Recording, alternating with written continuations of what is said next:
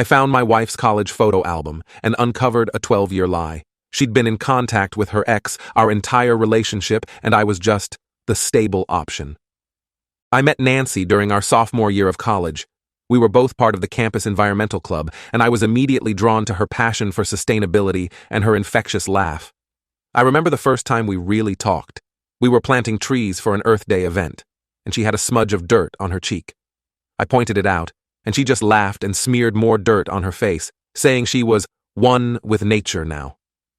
That carefree spirit was what made me fall for her. We started dating a few months later, and things moved quickly. Nancy was my first serious girlfriend, and I was head over heels. We'd spend hours talking about our dreams for the future, how we wanted to travel the world, maybe join the Peace Corps together, and eventually settle down in a small, eco-friendly house. Nancy had just gotten out of a long-term relationship when we met. She dated a guy named Edward all through high school and their first year of college. From what she told me, it had been intense but tumultuous. They broke up when Edward cheated on her with a girl in his dorm.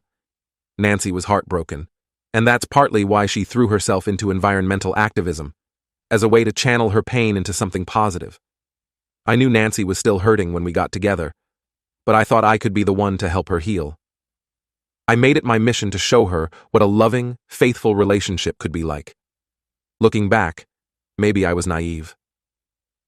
Fast forward 12 years. Nancy and I have been married for 10, living in the suburbs with our rescue dog, Luna.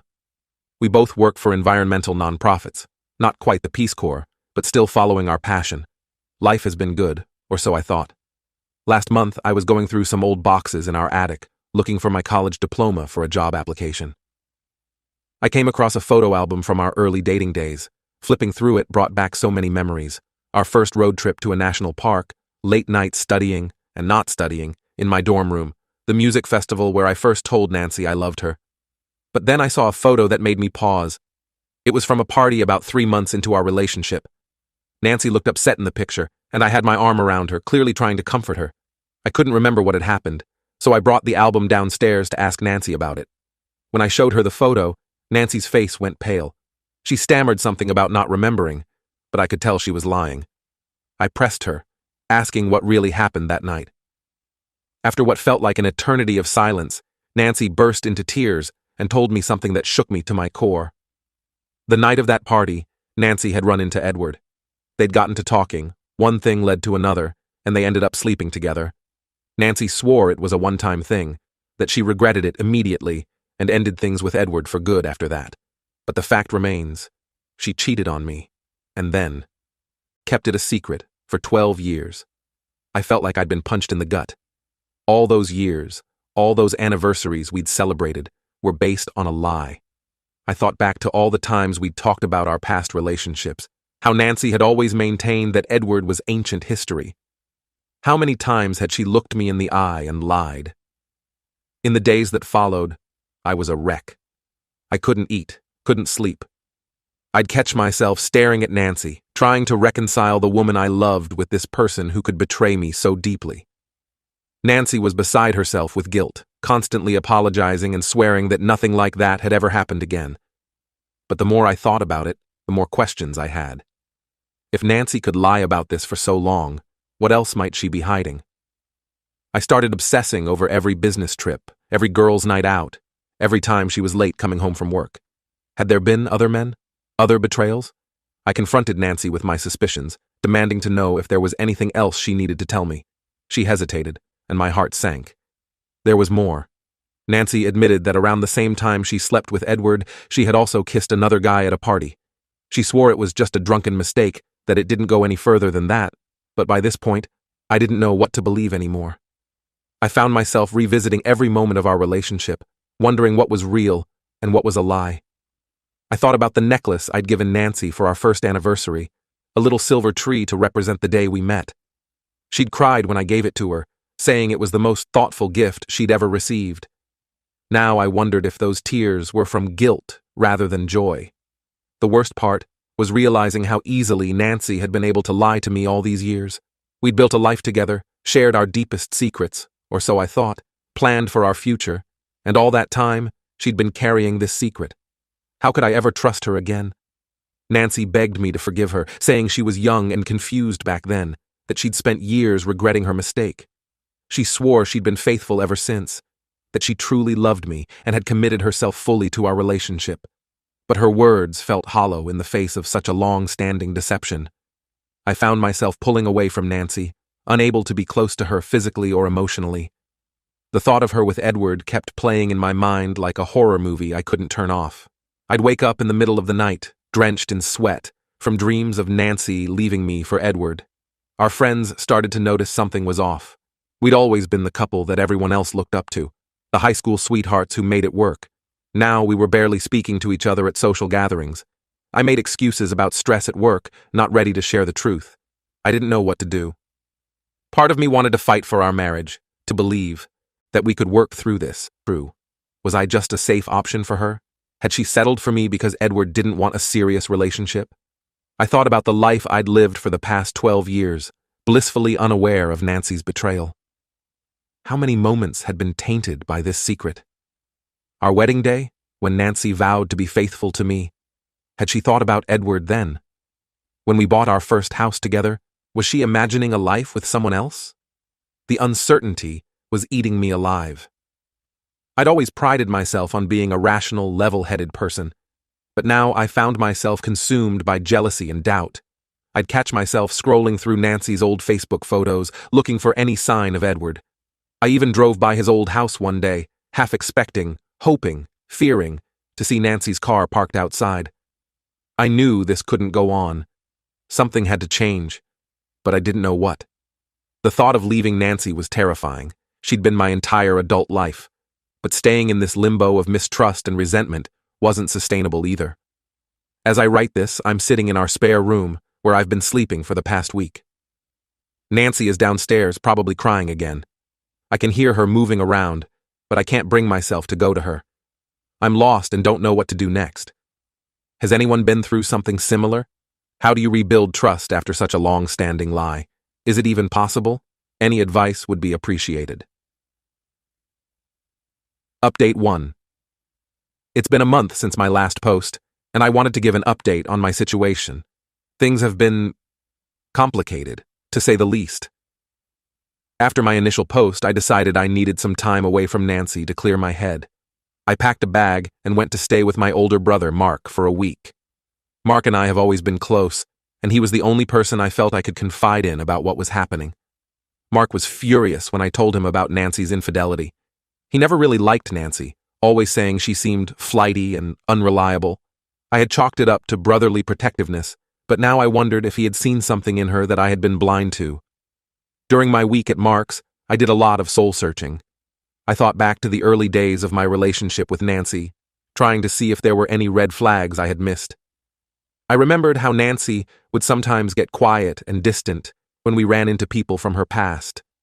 At the time, I had attributed it to her introverted nature, but now I wondered if there was more to it. I also thought about Edward, the ex-boyfriend I had never met, but who now loomed large in my mind. Nancy had always described their relationship as intense but toxic. She told me stories about Edward's jealousy, how he would accuse her of flirting with other guys and start huge fights. I had felt sorry for Nancy, proud that I could offer her a more stable, trusting relationship. The irony of that thought now was not lost on me. When I returned home after the week away, Nancy and I had a long, intense conversation. I told her how deeply her betrayal had hurt me, not just the act itself, but the years of deception that followed. Nancy cried and apologized profusely, swearing again that nothing like that had ever happened since. I decided to give our marriage a chance, but I made it clear that things needed to change. I told Nancy that I needed complete transparency from her going forward. This meant open access to her phone, email, and social media accounts. She agreed without hesitation, even offering to delete her social media altogether if it would help me trust her again. However, as the weeks went by, I found myself constantly checking Nancy's messages and emails. It was exhausting and made me feel terrible, but I couldn't stop. Every time Nancy's phone buzzed, I felt a pang of anxiety. Was it Edward? Some other man I didn't know about? This wasn't the kind of relationship I wanted, but I didn't know how else to rebuild trust. About 2 weeks ago, something happened that made everything even more complicated.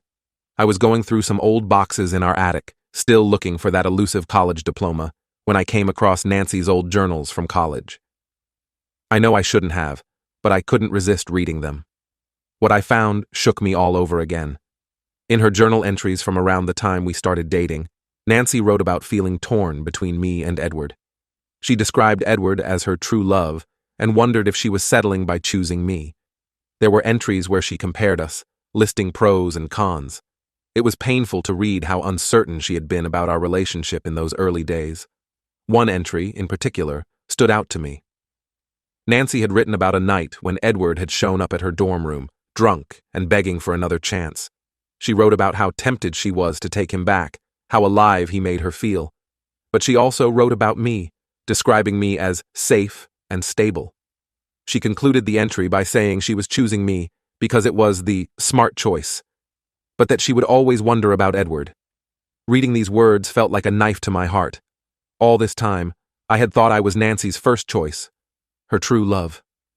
But now I wondered if I had just been the safe option, the reliable guy she settled for because Edward was too volatile. I confronted Nancy about the journals. She was upset that I had invaded her privacy, but tried to explain that those were just the confused thoughts of a young girl. She insisted that she chose me because she truly loved me, and that her feelings for Edward faded quickly. But I couldn't shake the feeling that I was her second choice, that she had settled for me because Edward didn't want a serious relationship. To make matters worse, I found out through a mutual friend that Edward had recently moved back to our city. He's single and has been reaching out to old friends, including some that Nancy and I still hang out with. I can't help but worry about them potentially reconnecting. When I asked Nancy if she'd had any contact with Edward since he moved back, she hesitated before saying no. But I caught a flicker of something in her eyes that made me doubt her. I hate feeling this way, constantly suspicious and uncertain. Our friends have started to notice that something's off between us. We've been avoiding social gatherings, making excuses to stay home. I'm afraid of running into Edward at a party or event. I'm also terrified of Nancy seeing him again and old feelings resurfacing. Last weekend, we ran into one of Nancy's old college friends at the farmer's market. The friend mentioned that there was talk of a college reunion next year. The thought of Nancy potentially seeing Edward at this reunion filled me with dread. When I brought it up later, Nancy got defensive, accusing me of not trusting her. But how can I, given everything that's happened? I'm trying to work on our relationship, but it feels like every step forward is followed by 2 steps back. Nancy has suggested we see a marriage counselor, but I'm hesitant. I'm not sure I want to air our dirty laundry to a stranger, and part of me worries that a counselor might try to minimize Nancy's betrayal or pressure me into forgiveness before I'm ready. I love Nancy, but I'm starting to wonder if love is enough. Can I ever fully trust her again? Am I always going to be looking over my shoulder, waiting for the other shoe to drop? I don't know if I have it in me to live like this long term. I'm at a forward when the past keeps pulling you back. Update 2. It's been 2 months since my last update, and a lot has happened. I'm still struggling, but some things have become clearer. After my last post, I decided to take a more proactive approach. I told Nancy that I needed to know everything if we were going to have any chance of moving forward. I asked her to write down a complete timeline of her relationship with Edward, including any contact they'd had since we'd been together. Nancy was reluctant at first, but she agreed. What she wrote was more detailed and painful than I expected. She admitted that she and Edward had been in contact sporadically over the years, mostly through social media. They never met in person, but there were occasional flirty messages and reminiscing about old times. The most recent contact was just after Edward moved back to town. He had reached out to her on Facebook, asking to meet for coffee to catch up. Nancy said she declined, but she admitted to being tempted. This was the contact she had hesitated to tell me about before. Reading all of this was like a punch to the gut. Even though there hadn't been any physical cheating beyond the initial incident, the emotional connection Nancy maintained with Edward felt like a betrayal all over again. I confronted Nancy about why she kept in touch with Edward all these years. She broke down and admitted that part of her had always wondered, what if? She said she loved me and our life together, but Edward represented a road not taken, and she had a hard time letting go of that completely. This admission led to a huge fight. I felt like I'd been living in the shadow of Edward for our entire relationship without even knowing it. Nancy tried to explain that her feelings for Edward were just nostalgia, and that I was the one she truly loved and chose every day. But her words rang hollow after everything I'd learned. In the heat of the moment, I told Nancy I wanted a separation. The look of shock and hurt on her face almost made me take it back, but I knew I needed time and space to think clearly. I've been staying at a friend's place for the past 3 weeks. Being away from Nancy has given me some perspective. I've realized that while I still love her, I'm not sure I like the person she is anymore. The Nancy I fell in love with wouldn't have maintained a secret emotional connection with an ex for years. During this separation, I've been reflecting on our relationship and noticing things I had overlooked before. I remembered how Nancy would sometimes get defensive when I asked about her past, or how she'd change the subject when Edward's name came up in conversations with old college friends. At the time, I thought she was just trying to move on from a painful chapter in her life. Now, I wonder if she was hiding her lingering feelings for him. I've also been thinking about our future plans and how they've changed over the years. When we first got together, Nancy and I talked about joining the Peace Corps, about traveling the world and making a difference. Somewhere along the line, those dreams got scaled back. We settled for jobs at local nonprofits, bought a house in the suburbs. I always thought it was a natural part of growing up, but now I wonder if Nancy was holding back, keeping her options open in case Edward came back into the picture. Nancy has been calling and texting constantly, begging for another chance. She says she'll do anything to make things right. She's offered to cut off all contact with Edward and even suggested we move to a new city for a fresh start.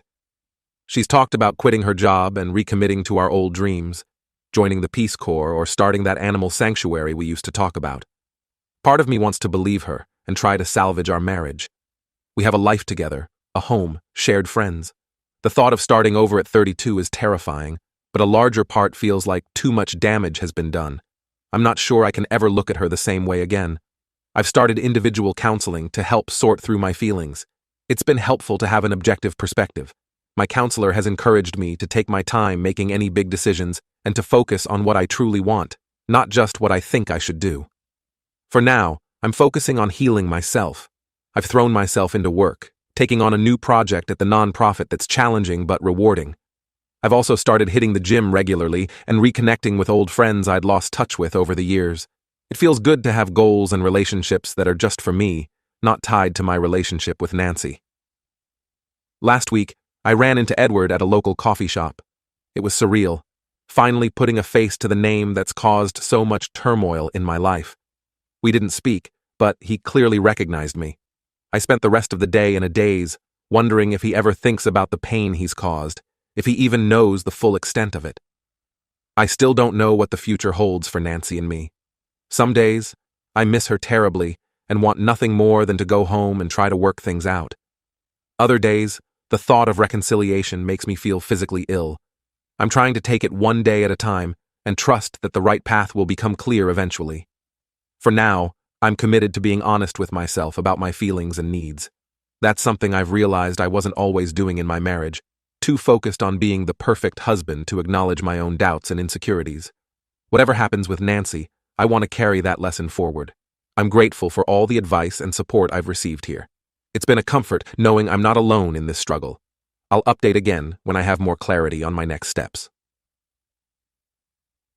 Update 3. It's been 6 months since my last update, and I've made some big decisions. After 3 months of separation, I filed for divorce. It wasn't an easy choice, but I realized that I couldn't move past the betrayal and years of deception. The trust was irreparably broken. Nancy didn't take the news well. She pleaded for another chance, promised to change, and even suggested we start over completely. New city, new jobs, everything. But I knew in my heart that it wouldn't solve the underlying issues. The divorce process has been difficult. Dividing up our life together is painful, and there are moments when I second-guess my decision. Deciding what to do with our house, the one we'd put so much work into making eco-friendly, was particularly tough. In the end, we decided to sell it and split the proceeds. Telling our friends and family about the divorce has been challenging. Most have been supportive, but some think I'm overreacting to ancient history. My brother Mark has been my rock through all of this, offering a spare room when I needed it and just listening when I needed to vent. I've had to distance myself from those who don't understand or respect my decision. It's been hard losing some friendships, But I've realized that true friends will support you even if they don't agree with your choices. Speaking of Edward, I found out through mutual friends that he and Nancy have been spending time together. Apparently, they ran into each other at a local coffee shop shortly after I moved out, and they've been reconnecting since then. While it hurts, it also confirms that I made the right decision. Their relationship, whether platonic or romantic, is no longer my concern.